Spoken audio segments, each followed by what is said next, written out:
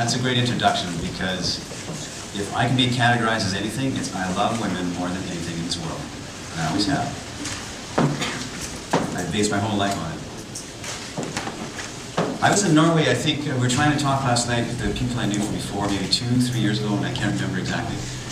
And I was trying to remember what I did here. I was traveling a lot, and I was reminded that I did a seminar for women, and I did a seminar for men, a small one for men as well. And what is interesting to me, and I'm thinking about what should I talk about tonight with you guys.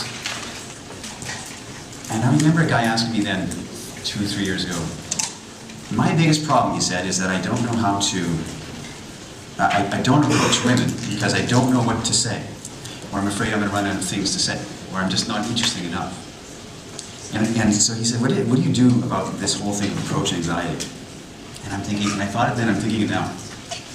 I'm thinking, I'm this Canadian guy in the land of the North, now, with you guys, speaking to you Norsemen, about women, a trivial little thing like that.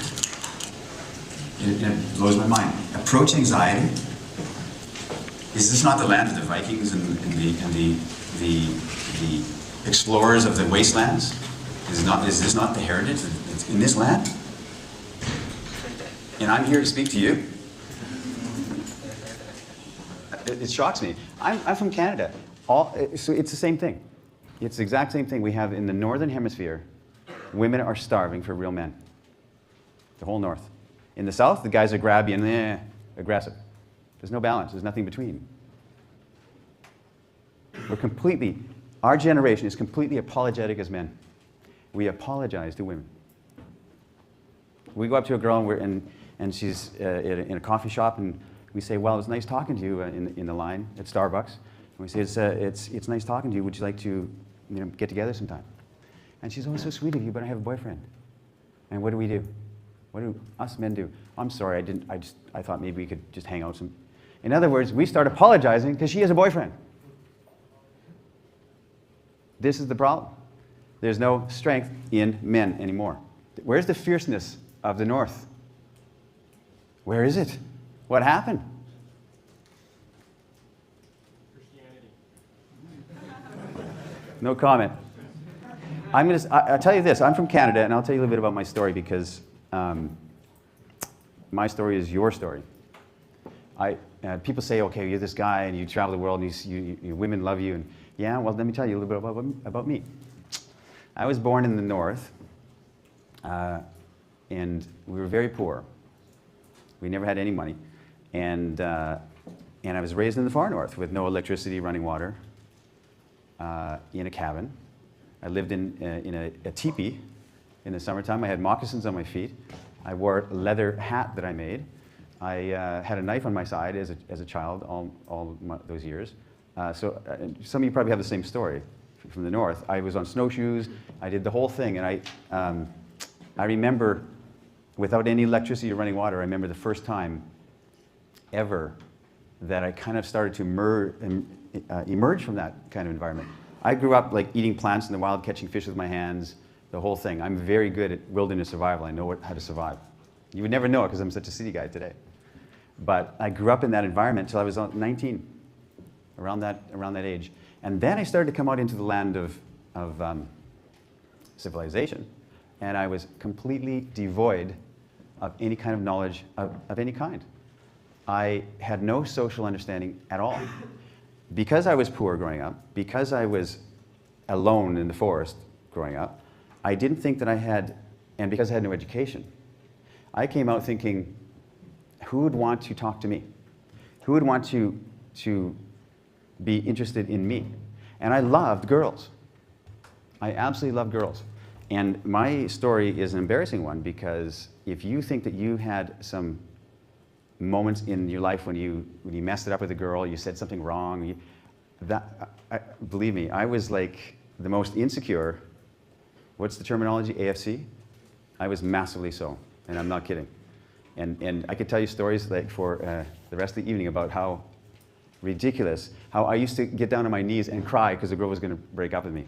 How I used to, who'd been with me for like 2 days, breaking up with me, I was the nice guy. I was the proverbial nice guy. I did all that stuff. Women would want to date me. They would say, sure, I'll go on a date with you on Thursday night. And then it goes so well, and I bring a flower, and I do all these kind of wonderful things.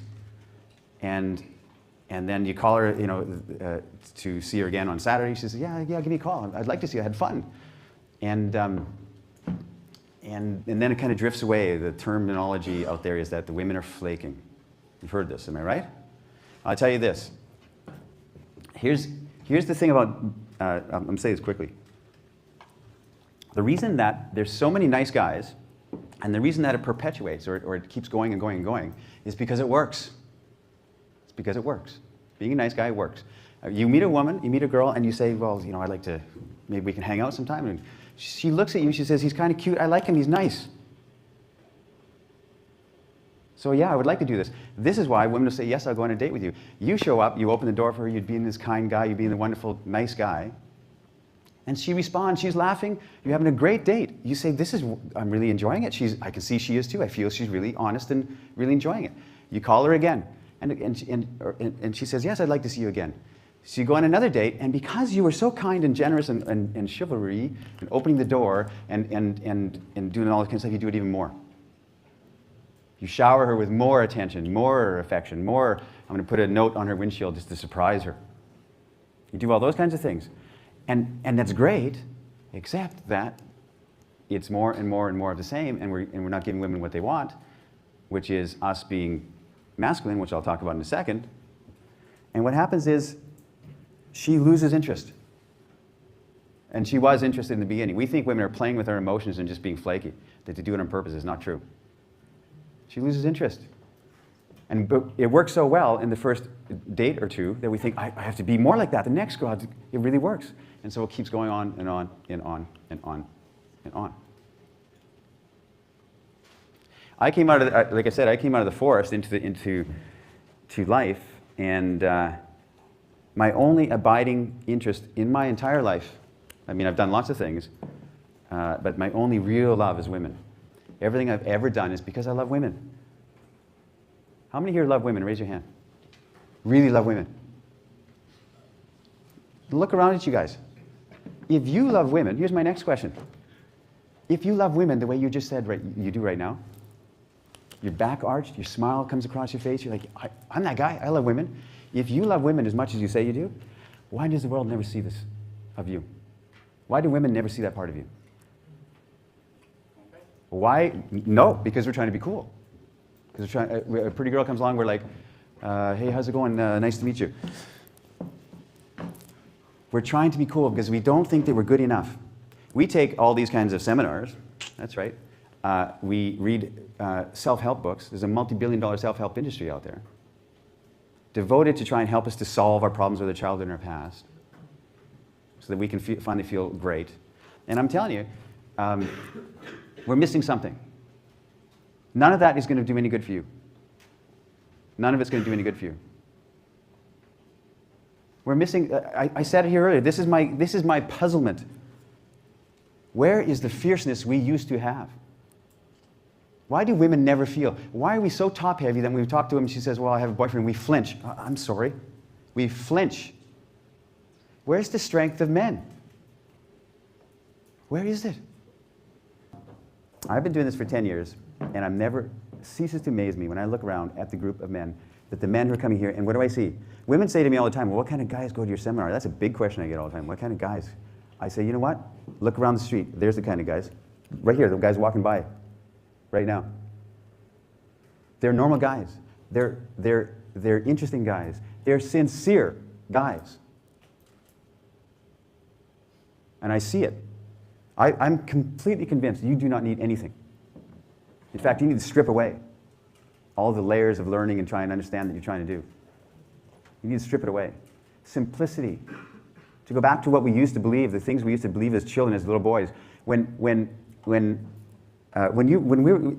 you were all 4 years old right now, and I was a teacher, and I said, okay, little boys and girls, who here can sing? You're 4 years old. What would you do? Me.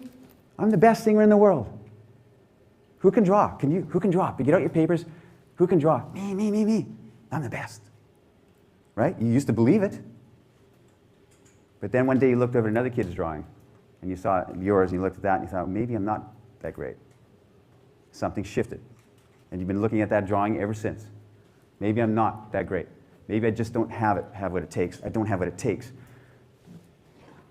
Here's the thing, guys.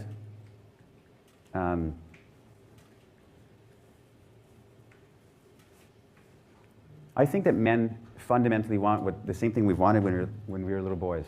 Same thing. It's all we want, the same thing. And that is this. We want to know we have what it takes. That's what we want.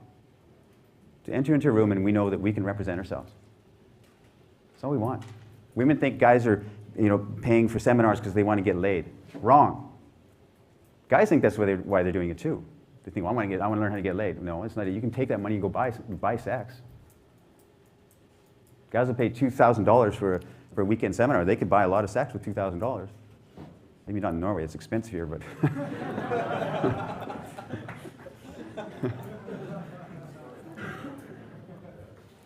So that isn't what we want. And reporters will ask me this too. Well, guys I remember I was on a Texas radio show, morning show, a man and a woman. It's like really popular, like had 1 million listeners or something all over the Southwest. And they were interviewing me, and the guy's going, so you're here in Texas, you're doing seminars. Yeah, I'm doing a seminar. We're teaching men about, how to be authentic. I talk about beauty. And he goes, oh, come on, you're just really teaching guys how to get laid. I said, well, that's one, you can assume whatever you want, my friend. And, but this is what we're doing, is we're talking about how to be a dynamic, interesting man. And if you want to get laid, that's great. If you want to get a wife, that's great too. It doesn't matter. We're talking about something fundamental. Our authentic self is our attractive self. And he kept going, oh, come on, you're just really just teaching, come on, you're just going to get the guys laid this weekend. And I shut up. I'm on live radio, and I looked at him, and I'm looking at the girl, and I looked at him, and I had nothing more to say to him. Nothing. What am I going to say to you, my friend? I just shut up. I didn't say anything. And she started to attack him. This is his radio show partner. She's like, you need to take a seminar. When's the last time you had a girlfriend? He's like this. And she was going to town on him. And I remember as we were driving away from the radio station, after we were still listening to the radio, and she's still going at him. It's, guys, here's the interesting thing to me. Men are always suspicious about the things I say, and women always say, that's it. Always. Always. And guys go, I don't think it's that easy. Okay, carry on, you're doing well. A guy in Germany stood up, I gave a talk, and he said, he stood up and said, well, I don't think it's that simple. I think it's not as simple as you're making it sound. And I said, how old are you? And he said, I'm 32. And I said, well, tell me about your last girlfriend. Well, I've never had a girlfriend. I said, carry on. Well, I did say that, but I was thinking it. You're doing well. You don't have to listen. You don't have to agree with me. You do not have to. But what I've seen, guys, and I've talked to a lot of guys. 10 years ago, am I still rattling? I'm good. 10 years of traveling, doing seminars, talking, all kinds of things, and it's interesting because I'm not a pickup artist. I don't teach how to pick up girls. Never have. The only thing I am is I'm very much like Johnny. I would say I'm a philosopher. If anything, I'm a philosopher. I can tell you the philosophy of women like you cannot imagine. I know more about women than anybody I know. I can tell women things about women that they don't know. This is for sure. And it's because I've done only one thing since I was 20 years old, and that is sit at the feet of women and ask them questions and listen and listen and listen. I am the greatest student of women that has been born. I love listening to women. I was telling the guys downstairs, if a woman is angry at men, or been hurt by men, or abandoned by men, or she's a CEO of a company and used to men being intimidated by her, or she's a strong feminist and thinks that it's unfair, any of this kind of thing, and the women that have this kind of energy, no problem. I'm in my element. Let me sit and talk to her. No problem. I'm 100%, I can feel it. I know exactly what to say to her. Yes, it's true. I'm great. I'm not a guy that goes into the bar and picks up girls. Yeah, dance, lambada. Pickup artists are great at picking up phone numbers. They're good at getting phone numbers. But where does it go? I remember back years ago, before anybody was really becoming, the big names in this seduction community were becoming famous. They said we need to have a seminar by you about how to maintain it. We can go get phone numbers. We get phone numbers constantly. And we've been taught to measure our result, we call it result, by what we receive from the woman. In other words, if I'm standing over here and I see a girl over there, two girls over there, and my buddies say, go talk to her, come on.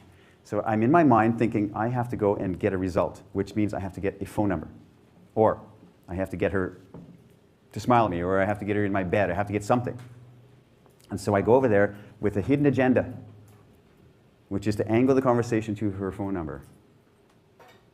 And so I go and I start talking to her. It doesn't matter what she's saying to me because I'm not listening, because I'm really just trying to get her number. I'm really trying to find out a way to angle the conversation so I can get her phone number. And when we get the phone number, I got a result. You should ask some of the girls that you know in your life, because I know that women have told me this a lot. Sometimes women will give out phone numbers to men because they don't want to be seen as the girl that rejects men. They don't really want them to call, but they don't want to be bad. We get this phone number and we say, there's our result. Ah, that's it, I got something good. And what does it do?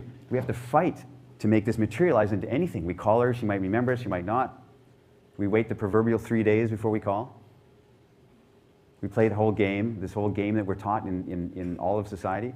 We get this phone number, and what do? She gives us the phone number on a piece of paper, and we say, or in our phone, and we go, okay, I'll give you a call sometime. And we walk away being cool. We walk back to our buddies, and really we're just like inside, we're going, yes, I got a result. I got a phone number from this girl. I really like her, but yeah, I got it, guys. And we go home that night. What do? We take the number out. We put it on our nightstand like this beside our bed. And what do we want to do as men? She was pretty, and we liked her. We want to call her.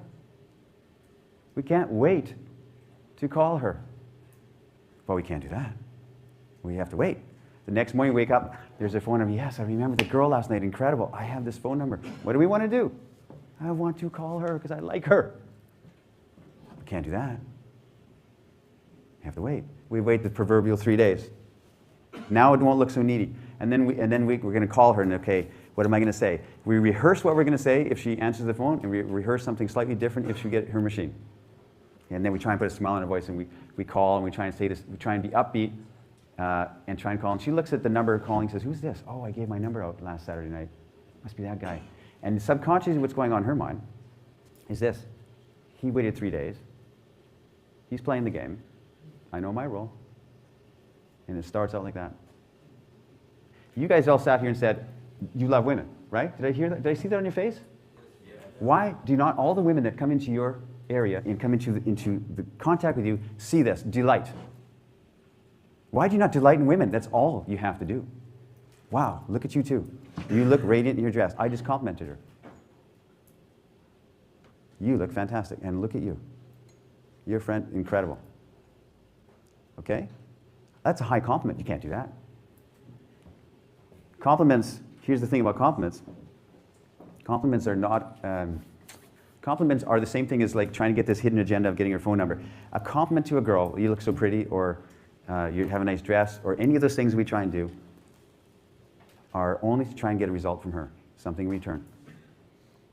In other words, I hope that if I say this compliment about her dress, or her eyes are so pretty, she will like me more than the other guys around.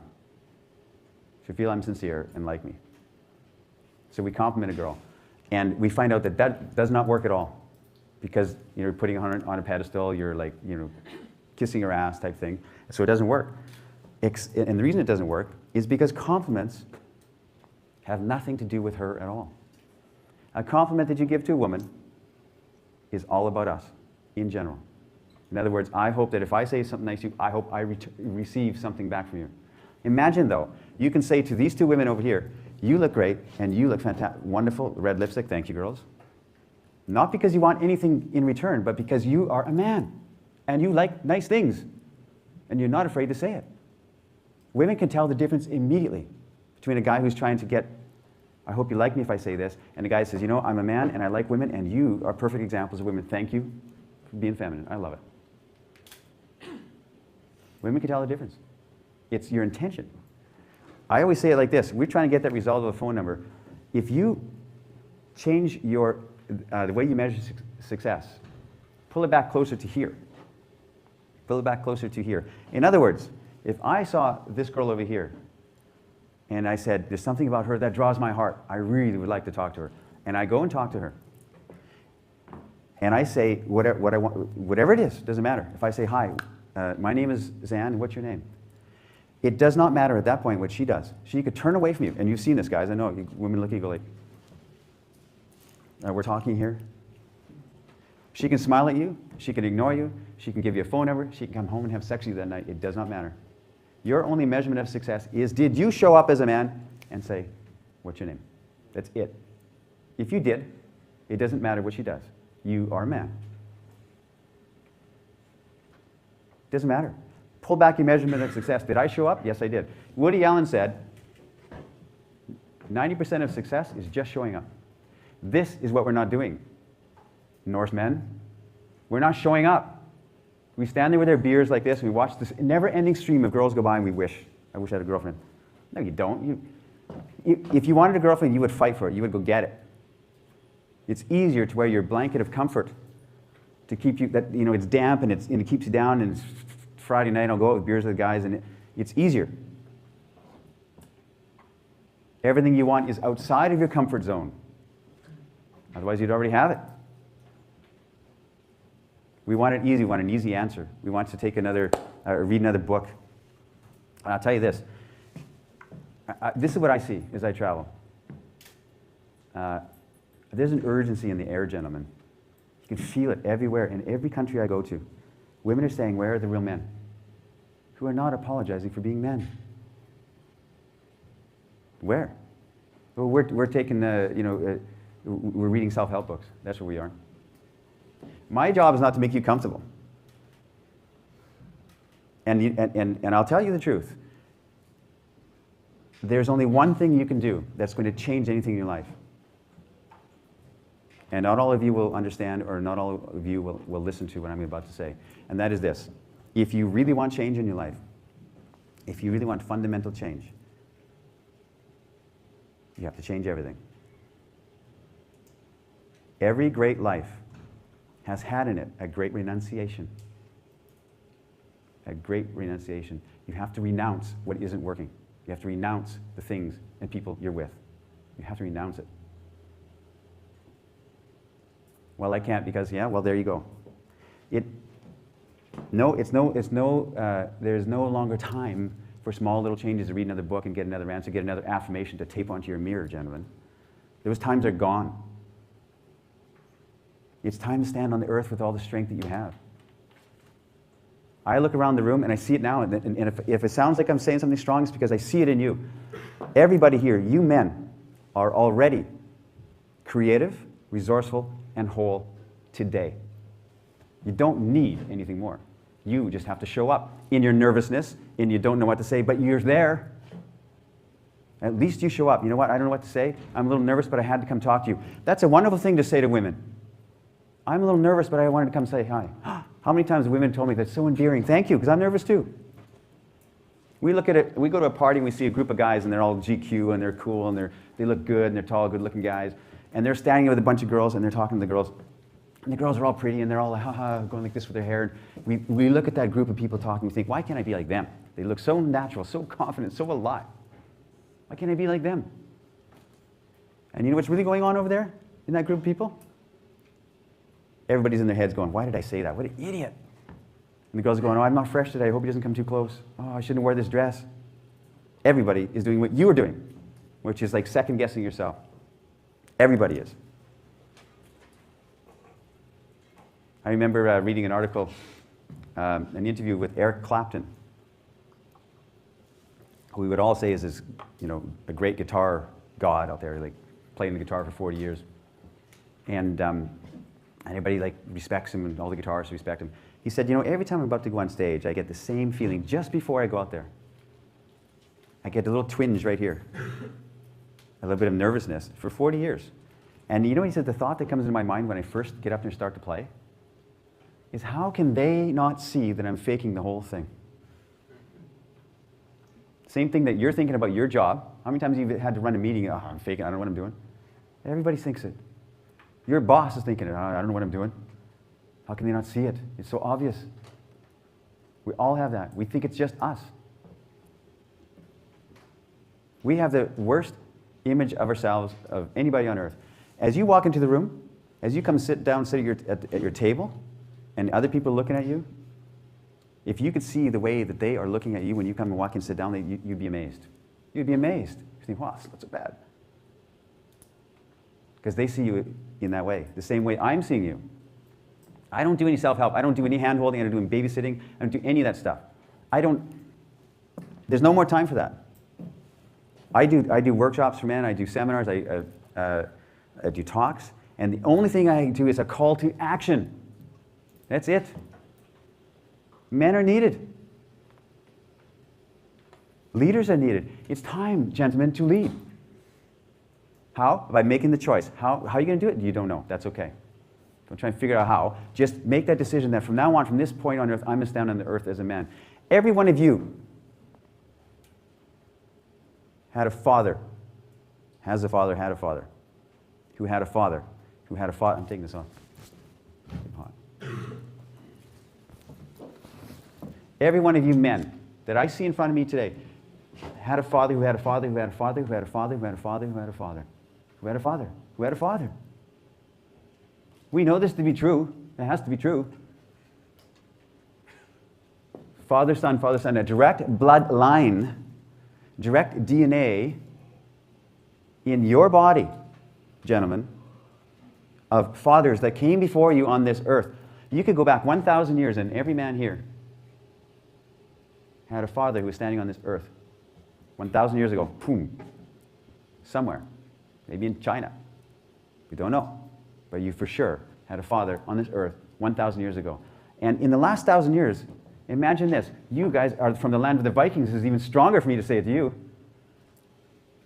One of your fathers for sure, you and you and you, stood on the earth with a sword in his hand. A sword.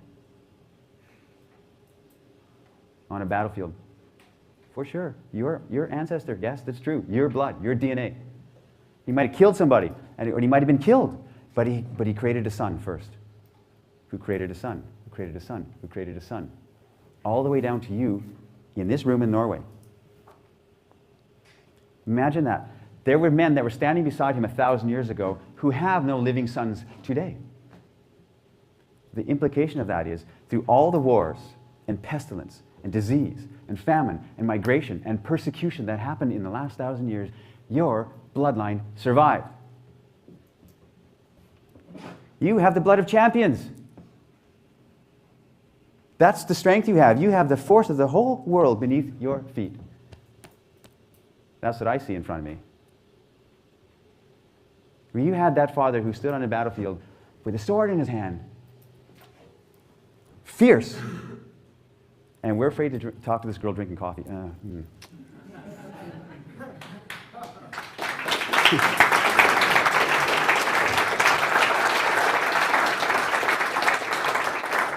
I'll tell you this. If you were to go to this girl and say, I am nervous, I don't know idea what, I'm going to run out of things to say, but I would like, I'm here. I'm just showing up. I'm just showing up. I'm here in the land of women. I'm talking to you. If you do that, does not matter what, like I said, what her response is. You're not responsible for her response. You did your job as a man. You can congratulate yourself and say, I'm a man. I did a job as a man. You can go up to a girl and say, I'm really nervous, but I wanted to come say hi to you. That's as much a masculine thing as your father with a sword on a battlefield. It's just as much of a manly thing to do. You win. You did your job as a man. It's up to women to respond or not. We're waiting for women to be nice to us once. I always quit being so bitchy to us. It's time. I cannot say it strong enough. There's an urgency in the air. Leaders are needed. It's time to never, ever follow again. Lead. I was in Montreal, and I had a Ukrainian girlfriend there who was born in Ukraine, raised in the streets of Argentina, Buenos Aires. So she was raised dancing street tango. And she took me to a tango in Montreal. And I'd never danced tango before, but I could not take my eyes away from the scene. I watched it for hours with my mouth hanging open, because everything between a man and a woman, good, bad, everything is contained in the tango. And I saw it. I saw everything that I've been speaking about for years right there in front of my eyes. It's men inviting. Not commanding, not controlling, not grabbing, not whatever. Inviting. Invitation accepted or not, it doesn't matter. And then the men lead, hands high, and the women have their eyes closed, following, feeling the heartbeat of the man. And he gently leads and guides. There's no, if you want to learn anything about the way a man should experience women, guys, go take the tango. Go study tango. You'll see everything. Everything's there. It's life. It's right there. It's all there. It's the way a man should experience a woman. It is the leadership that we're missing. Women are dating boys. I'm talking to myself here too, guys. I'm talking to myself when I say this. I was raised, like I said, all of us were raised, we're playing with our toys, PlayStation, and we're still doing it now. The difference is we're not having fun anymore. We used to have fun. Women are dating boys. We've lost the spirit of men. Imagine, I see it visually like this. We have a center of gravity here as men. A center of gravity. And there's an energy that flows out into the world from us. You think you don't have an impact? You think I'm just going to go to this party, I'll just sit in the back. And you always have an impact on every room you enter. Always. You always have an impact. So you get to choose. You should choose, what kind of impact you want to have. You have an energy field that flows into the world. And imagine this. From your center of gravity, you have an energy that flows up and out to the world. An upward, outward flowing energy like this. This is you being charming, being funny, being the life of the party, respectful, opening the door. All of these things like respect and charm and empathy and listening and curiosity, all these wonderful things, storytelling, telling jokes, is all a wonderful upward flowing energy. That's how I imagine it anyway. Imagine if you're, for instance, on a job interview, you're sitting up straight, and everything about you is high energy. You're looking at the guy across from you, and even your eye contact, if it makes sense, is high. It's a high energy. Yes, okay, yeah, and I did this. It's a high energy, you know what I mean? Okay? Here's the thing. From the same center of gravity, men have an energy that flows down and out. Down and out. An equal force and equally necessary. This is your mystique, your masculine edge, your sexual nature, your strength, your danger, your fierceness. And this is what we're missing. That's what we're missing in the North, for sure. If you have only the top, which is us, you're top heavy, you apologize. I thought maybe we could just hang out. We say this phrase, I don't know, in North America, men say to women, would you like to hang out sometime? What does that mean? That phrase should die. Hang out? Women say, I thought it was a date, but I'm not sure. He said, want to hang out? Sometime. We don't own it. We have this upward flowing energy, and everything you're taught out there, from the community too, I would say, everything you're taught out there, from mothers, from teachers, from society, from Dr. Phil, from Oprah, is how to maximize this respect and charm and be funny and tell stories and be the life of the party. Well, then guess what, guys? That you are that guy, and women will want to be around you because you're entertaining. But they never get the sense ever that I'm also a man and you're a woman and I like it, and come near me and guess what will happen? Why do women never feel that from us? Because we've been taught that we don't want to offend women, that men are one step away from being a rapist. And it's a wrong thing. We've lost the beauty of our masculine edge. We've lost something really strong. Women are starving for it. If you're only this lower energy, then you're the creep. You're grabbing girls, it's like, it's too much. But if it's balanced, with respect, empathy, charm, listening, there's a man. There's a real man there. And women will see it from across the room. He's not tall, he's not that tall, he's not that good looking, but there's something about him. We've been suppressing our sexual nature all of our lives, and it's time to stop. It should be the first thing that comes into the room when you walk in. Doesn't mean you're going to have sex with all the girls. Doesn't mean you're going to leech onto them, hey baby. I don't mean that at all. But it means that I'm a man, and you're women, and it's a good thing.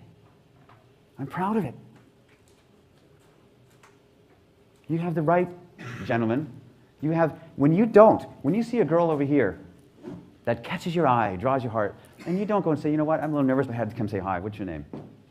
When you don't do that, you let her down.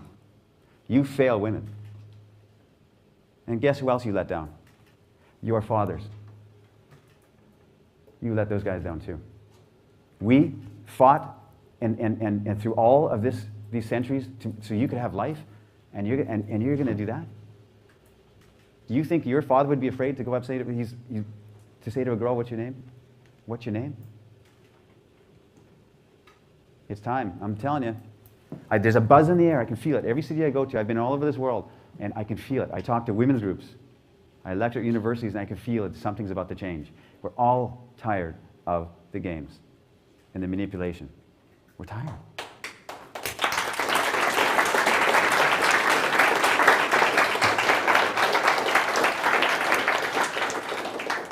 I'm going to go back to what I asked you guys earlier. Who here loves women? Imagine this. That should be the first thing out of your mouth.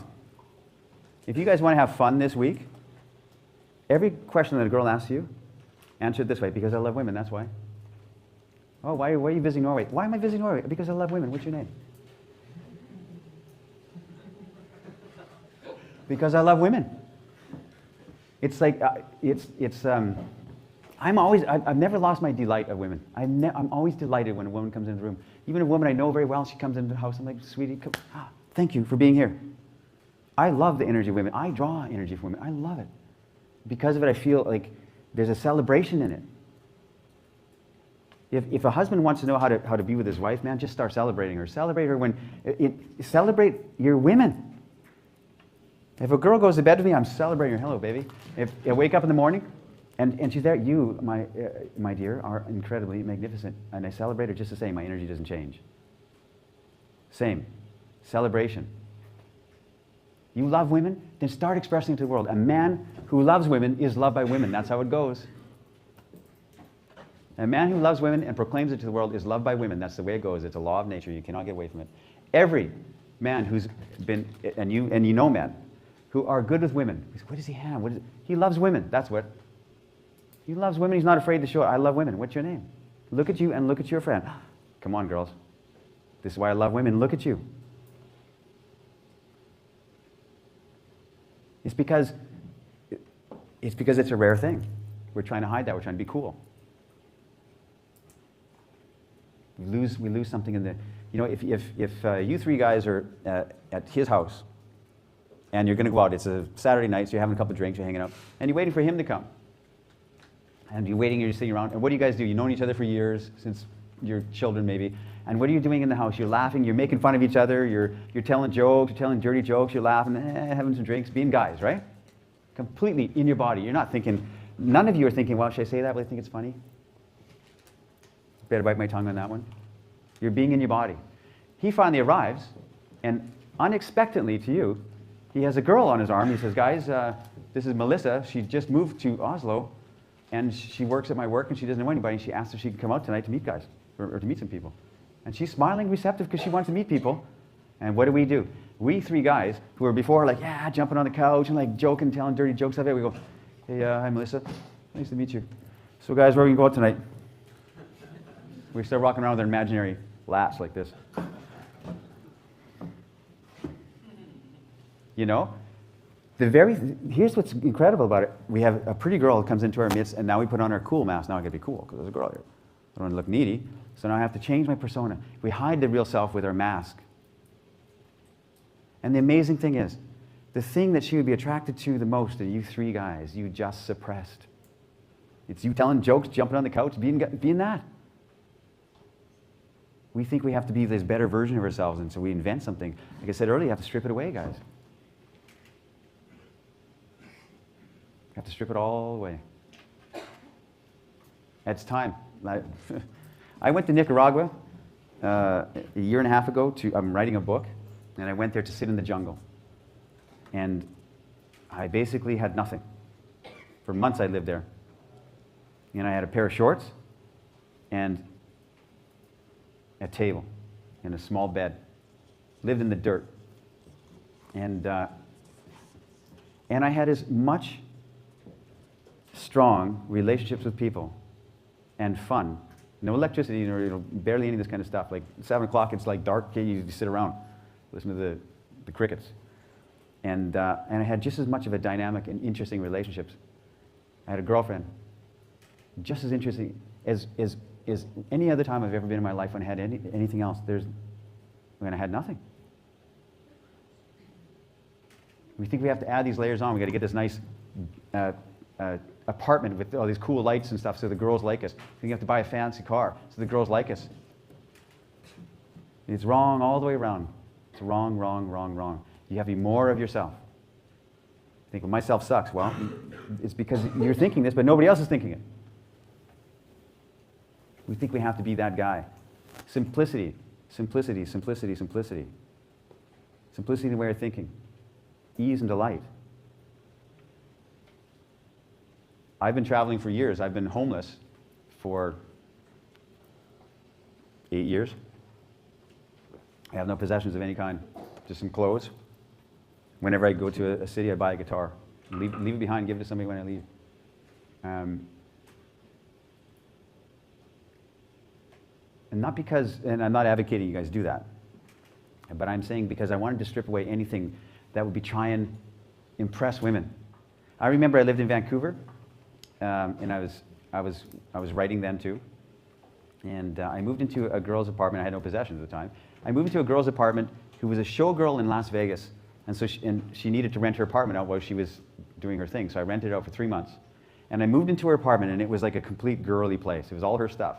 So like the walls was hot pink, and this is lime green. There was like, you know, the couch was white with a heart-shaped pillow on it, and you know, feathers everywhere. It was a complete like girly showgirl apartment. I moved right in. I didn't change anything. I'm right in there. And I remember where I lived was right across the street from the hottest nightclub in Vancouver. I could see down on the 8th floor, and I could look out my balcony, and I could see the people all lined up to get into these clubs. I was there for 3 months. And I never once went out. I never went to that club. I never went to the pub over there. I never went anywhere. I was writing. I didn't ever go out. And yet I had more women in my life in that time in Vancouver than I'd had ever before. In my apartment, visiting me all the time. How is this possible, you say? It's because when I would go into my elevator or go to get the mail or go get a coffee over here at the coffee shop, and I met a girl, I would invite her. People have said to me, like, for years, what is your method? There's all these methods out there in the seduction community. What's your method? I don't have a method. But you know what? If you were to pin me down and say, what is your method? I would say it's the invitation. My method is this. I put invitations into the world and I leave them out there. That's all I do. Just put invitations. I don't ask for anything. I don't ask women for anything ever. We ask a girl out, we say, are you busy on Thursday night? Would you like to get together? Or would you like to hang out? Or would you like to get coffee sometime? We ask these questions. You want to change something subtly in your life? This time, very subtle change, sounds exactly the same, but it's magnitudes of leadership that the woman's hearing. Instead of saying, would you like to get together on Thursday night? You say, you know what, Thursday night, you and I should get together. Statement, not question. Would you like to get coffee sometime? You know what, I love talking to you. We should have coffee. Sounds the same. Big difference in a woman's mind. Because now you're being a leader. Now you're inviting. Now you're inviting to dance. Invitation. It was interesting because as you start out in the dating world, you learn to ask girls out for a Thursday night date. And a girl says, yeah, okay, I'll go. I'd like to do something on Thursday night. So now we think, okay, now I got to plan something interesting for Thursday night.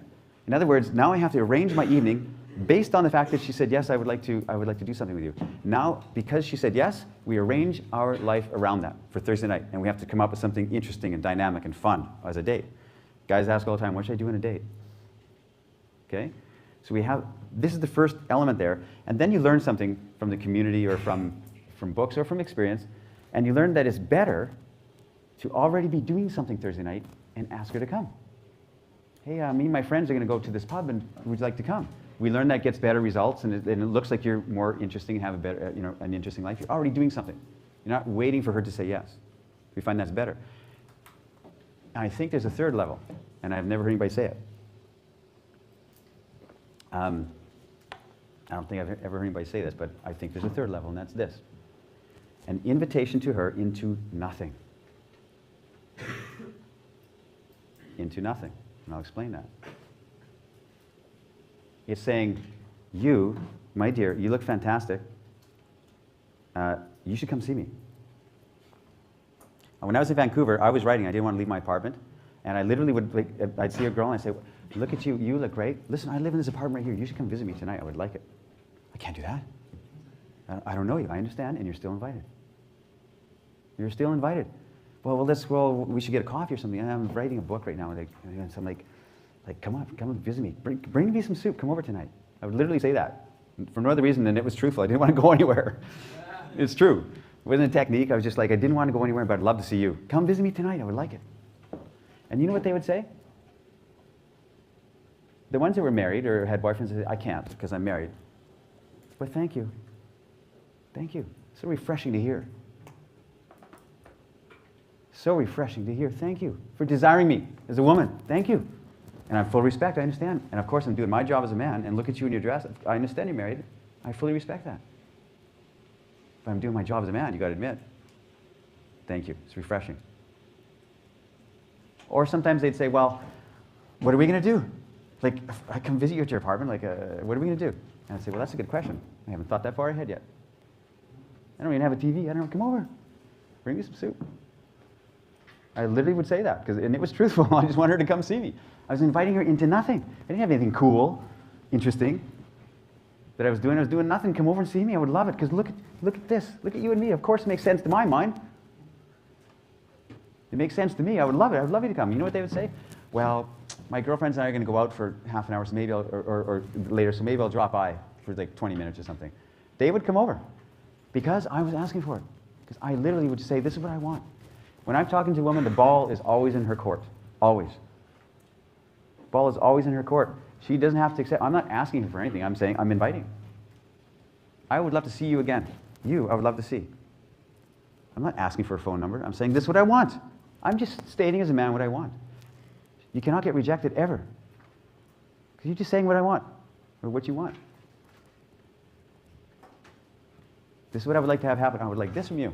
I can't do that. I understand, and that's what I would like. I'm just saying it. There's a strength in that. If you hear me, if you hear me talking to you guys in any way, it's this. If you spend any time with me in the future, I never look at like, okay, I'm this guy and your students. Never, never, never.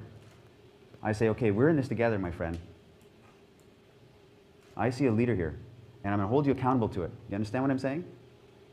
Yes. I'm going to hold you accountable to it. If I come back to Norway and you come up to me and say, well, there's this girl that texted me, and I don't know. That's your old story, my friend. That's a small problem. The size of your problems is the size of your life. If your problem is how to get a girl to respond to your text message, that's a small problem. That's as big as your life is going to get. If your problem is how am I going to go explore the South Pole, that's a bigger problem. You think the explorer would worry what a girl was saying to him? If your problem is how to pay your cable bill and your cell phone bill, how to do that kind of stuff, that's as big as your life is. That's the size of your life. If your problem is how do I go to Africa and help this village get fresh water, you think the guys that have that kind of a problem are thinking about their cable bill? And that's a small problem. I don't have time for that. Ask bigger questions, guys. The quality of your life is determined by the quality of the questions you ask. If you ask, well, how do I get the girl to respond to me? That's a small question. If you ask, how can I be the greatest, most dynamic, interesting man to women that I can possibly be? That's a great question. We're focusing all the little layered details. We're missing the big thing, the big thing. And my message is strong. It's a call to leadership. And if you step forward and say, this is me, then we're doing this together. It's a need in Norway. And I'm coming back because I'm traveling and I come back. And if I see you again, I'm holding you accountable. Okay? How did you hold the flame? You're carrying fire, gentlemen. Don't drop it. You're carrying fire. The village depends on you holding that fire. Don't you dare drop it. We're missing something that there's a reason. There's a reason that the angels in paintings are depicted. These are holy angels. They're depicted with a sword in their hand, a flaming sword. It's a sword of cutting and slaying and wounding. It's a sword of justice. It's a good thing. To present yourself fully, with that full masculine energy, which we're missing. We're all top heavy. We're great storytellers. We're great comedians. We know how to charm. but we're missing something strong. This is a lesson that I'm learning for me. It's what we're missing the most, our masculine edge, the strength of us being men and not apologizing for it. Never, ever, ever again. It's a beautiful thing. Imagine this. Keep that perspective, gentlemen. You have the weight of that legacy behind you, that DNA of champions in you. That's how I see you. Higher standard. I will call you always to a higher standard. I will not babysit you. I will not hold your hand. I will not answer your questions about how this girl said this. Small questions, gentlemen. Small questions. It's time to be leaders. Time to stand on the earth. Plant your feet on the ground. Plant your feet on the ground. You have the right. You have the obligation. You have the beauty of it. You have the right to talk to that girl. It's your job as a man. Yeah, okay. You're nervous. That's okay. We all are. You're in your head thinking, well, I shouldn't wear this stupid shirt. That's okay. We all are. We're all thinking the same thing. This is the strength of what I'm talking about. It's like, I said it earlier, guys. You must renounce. You want change? You don't like your job? Quit your job. You're the average of the 6 people you hang around with the most. You're the average of those people. Think about the 6 people who are your friends. You're the average. Stop hanging around people that don't enlighten you. Hang around your heroes. Find them and hang around them. That's how you change your life. You want change? It's not going to come because you took another affirmation, because you wrote a little note here, because you read another book, because you took another seminar. You have to renounce everything. You have to change. Big changes are needed, gentlemen. Big changes. I have learned everything I know from women. I have never, ever read any books on relationships. I've never read He's Okay, She's Okay, Mars, Venus. I've never Dr. Phil stuff, Oprah stuff. I've never taken a workshop. I've never taken a seminar. I've never watched anybody's read any ebooks on relationships, nothing. I haven't watched anybody's DVDs. I haven't even seen my own DVDs. I've been selling DVDs for 7 years. I've never once seen them. Because there's something else to happen. There's bigger things to happen, guys. Something bigger. And you know, I've devoted my life to this message. Because I didn't have a message when I was 19, 20 years old. And I wish I did. I've done seminars where I charged $3,500. In the last 3-4 years, I charge nothing. Not because I have money, because I want people to hear what I have to say. I travel the world. In the last year, I've been in 15, 16 different cities doing free talks. How does this sustain? I have no idea. You have to have faith in something. You have to believe your own thing. If I believe that if I believe that there's something strong to be said, then I have to go say it. I can't wait. I have this philosophy that I can't wait for money to show up because I got to go. I can't wait for success to show up because I got to go anyway. Success and money, you have to find me because I'm going. I don't have time. We're always saying, well, if this happens, if I get that raise, if I pay... There's no more time, gentlemen. No more time. This is a call to action, and I will be back. I will be back. And I'll say, who's with me? Who's with me? Because I will be back, and I will never let you guys down. I will always be back for the men who are sincere and want to learn. You don't know anything, you're a little shy, that's okay. Are you sincere? Do you want to understand? Beautiful. You look at a guy like Johnny Soporno, he would talk to you for 3 days straight. Because he has a great devotion to your learning. 100% devoted to you learning something. That's a great thing. That's a great thing. I do most of my work for free. And I say most because I have an online university and it has to be paid for the company, the technology company that's doing it. Otherwise, I'd give that away for free too if I could. I'm writing a book right now. I'm writing a book about beauty. I'm writing a book for women, about women. It's a conversation with women, and men can listen in on it because they'll learn a lot. I'm writing a book about beauty to women, to the beauty that I see. Because if I'm not a teacher, I'm not a guy that teaches guys about women. All I do is say, guys, can you see what I see over here? Because I see it. Can you see that too? Can you see with these eyes? Can you see the glory that is women over there? Women respond to that. Women raise in the presence of men who see them as beauty. Beauty needs a witness. That's your job. Women become beautiful around you, not because they weren't beautiful before, but because you give them permission to shine. In the dance, you raise your hand. There's none of this twirling nonsense. You raise your hand, you hold it, and you give her the space to be beautiful. It's not because you're doing this. You're giving her the space to be beautiful. Women will respond. When I was in Texas, we were actually working on the online university there. And the guys who were in the film crew, because we were doing some films, said, hey, we're going to go out to a strip club tonight, a dance club. Would you like to go? And I had never, I'd been to a strip club maybe 6 or 7 years at the time. And my partner, Hans, from Belgium, who's not here tonight, had never been to one in his life. We're like, naked girls, we've seen it before. And they said, come on, come on, come on. So we went. And I remember we were sitting there, and the girls are all like, you know, dancing around and moving around through the tables and trying to get guys to buy private dances, right? So they're coming up to being all sweet and saying stuff like that. And I remember this one girl came up to me, and she said, you know, was talking to me, and I said, listen, my dear, I know you're working, I understand, and I understand you're paying your rent, and I fully respect that. I'm 100% on your side. But you will get no money from me. I just want to say that. You're not getting any money from me. So you should really, like maybe the other tables would be better for you.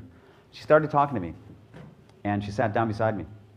And within a half an hour, this girl told me everything about her life. She told me all of the hurt she's had from men since a child. She'd been molested, abandoned, betrayed by men. And she knows how to work the system. She knows how to manipulate men. She knows how to get money from men. She knows how to... And she told me that. I could see it. And I'm talking to her, and I'm listening to her. And I said, her name is Gabriella. I said, Gabriella, listen, I'm only in Texas for another month. And I may never see you again. I may never see you again. But understand, if I do see you, Gabriella, all of this hurts, and all of the way you look at men, and all of the betrayals and abandonments and mistrust, put it aside. I'm asking you, with my voice, to put it aside. This is what I want. Because I will see you with only a certain light. I will see you in the light of beauty. And if you come near me, you will feel very beautiful around me. I guarantee it. Because that's the only way I choose to see you. And I invite you to choose. And in fact, what I'm doing is, what I was doing is inviting her to a higher standard too. Because I'm going to see it in certain eyes. So you do it too. Outside of you and me, no problem. You mistrust men and, you know, don't like men, that's okay. But here, look at my eyes, girl. This is what I want from you. I would love this. And I may never see you again. It's okay too. But if I do, this is what I want. That girl came over to our house every day for the month that I was there. She brought in sundresses, so gloriously beautiful. She brought paintings that she had painted. She was a great painter, and put them in her house to beautify her house. She brought coffee because she was a coffee connoisseur, and we had no coffee maker, so she bought us one. She came out every day just to be part of that. She said, no man has ever talked to me like that before. It's your job. Women will respond to you. Women are great reflectors of the way you see them. If you see women as jealous and conniving and manipulative and flaky, well, that's all you're going to see. Then you're right. But I call it out with my voice. This is what I want. This is what I'd love to see from you. I see you with these eyes, and this is how I want it. When I see you again, be like this, because I would like it. You know what they say? Okay, for you, I will. Because I'm asking for it. I'm stating this is what I want. If that makes any sense at all. I'm rambling, I know, but invitation. Just put invitation in the world, gentlemen. You have nothing to lose. You have the right to do that. Invitation. Women can respond however they respond. That's not your concern. Your concern is, am I doing my job as men? Yes, I am. I'm good. I remember I was on the island of Curacao, and I did a seminar for men there, and a guy stood up, and he goes, well, I have to tell you something. I'm a virgin.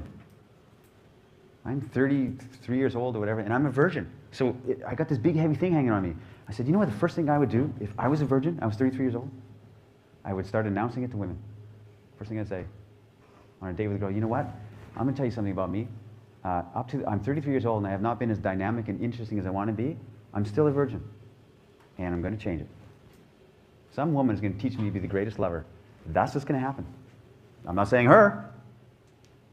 Some woman's going to teach me to be a great lover. I'm going to change that part of my life. I have made a decision. Imagine that, the strength of saying that to a woman. There's power in that. I'm going to take a stand and I'm going to change it. Some woman is going to teach me how to be a great lover and become a student and become this great lover. I'm 33 and I have not been interesting and dynamic to this point. Imagine that.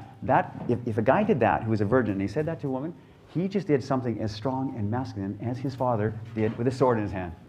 It's still just the same strength. Saying, I'm a man and I'm going to change what I want. This is what I want. This is what I want.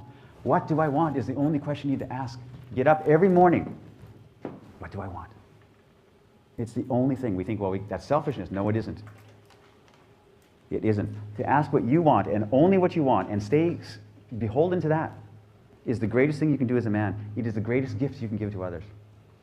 We spend our lives making sure our parents are comfortable with our, my father wanted me to be an accountant, so I'm a... Stop making other people comfortable, including your parents. Ask what's needed for you. It's the greatest gift you can give to the world. There's a masculinity, a strength that comes from that. If you're faced with, I have this philosophy that if you're faced with two decisions in life, and you should be, two decisions in life, you can go this path or this path. Always take the path that will give you the best memories. That's it. Not the path that's going to be more financially rewarding. Not the path that your friends and family say, yeah, that's better for you. Not the most stable path. What will give you the best memories? When you're old, that's all you'll have, gentlemen. You will not remember the car you bought, the raise you got, the house you bought. I had a girlfriend, one of my first girlfriends, I saw her after 20 years. And I remember I was talking to her, and she was telling about her life, and I hadn't seen her for years. And she said she works at a convalescent home, a place where old people die. They go to die. They're about to die. And she said to me, every day I see somebody die, an old man die in his bed. And they're so alone. And she said, you know, the only thing they ever say to me, they hold my hand as they're about to die that day, and they say, nothing is more important than your relationships. And I wish I would have concentrated on that. Your relationships are the only thing. You should spend all of your energy that you're trying to do in career and all this kind of stuff and making the best memories you can. That's it. That's how you should live your life. Make the best memories. That's all you can remember when you're old. Those old men dying. You know what she said? She said, I would crawl in bed with some of those old men sometimes. They're so alone. They're dying that day, and they're going to die. And I would crawl in bed just to give them some kind of human comfort, human connection, because they're so alone. That's the only thing, guys. Concentrate, maximize your relationships. Your memories are the greatest thing. That's the only thing you have when you're old, and so make the best ones. There was a play done by Samuel Beckett, who wrote Waiting for Godot. Have you heard of this? He wrote another one that's a bit more obscure, and people don't know about it so much. It's called Krapp's Last Tape. And the play is this. Audience is out here in the dark. There's a table, and there's a light bulb hanging down over it, just a single light bulb. It's all dark. There's a cardboard box on the table and a tape recorder. And this old man comes out. He's 75 years old, and he's like scratching himself, swearing and muttering. It's his birthday. It's his birthday. It's a one-man play. It's his birthday. And he sits down at the table, and he's muttering and he's swearing and looking at himself. And he looks in this box, and the box is full of audio tapes. Because every year since he was a young man, on his birthday, he recorded his thoughts. So he's got all these years of tapes. And he's about to record his thoughts again. So he's sitting there, he pulls out a tape, and he sees himself when he was 21 years old. And he takes the tape and he puts it in the machine, muttering to himself, like talking. And he pushes play, and he hears his young voice, 21 years old, say, wow, I've got these great dreams. And all this excitement and the innocence and naivete in his voice, all the ambition. And he listens to it, and he can barely listen to it because none of that worked. None of it worked out the way he thought. all of his dreams and ambitions, and he just met a girl, and I'm so excited for this girl I met. She's 20 years old, and he's listening to it. He can't bear to listen to it. He fast forwards and he listens more, fast forwards and stops, fast forwards, stops, goes to this tape like this, and he pulls it out and he throws it aside. And then he pulls out another tape, and it's him when he's 31 years old. And he puts it in, he starts to hit play, and his voice has a bit more gravity to it now. And he hears his older voice, his 31-year voice, talking, say, boy, I just listened to my 21-year-old tape, and what a fool I was. But now I know. I'm 31, my career's starting to take off, I'm starting to get this relationship with this girl, it's starting to go, and he's listening to that, and he can't bear it either, because none of that worked out. It all fell apart on him. And he can't bear it, so he's fast-forwarding, fast forwarding, he listens to all these different tapes, muttering, listens to his ambitions, his dreams, all this stuff, all these years. And he gets to one tape, and he pushes play, and he hears his voice say this, I'm paraphrasing. It says this, and then we lay down in the bottom of the boat, her and I.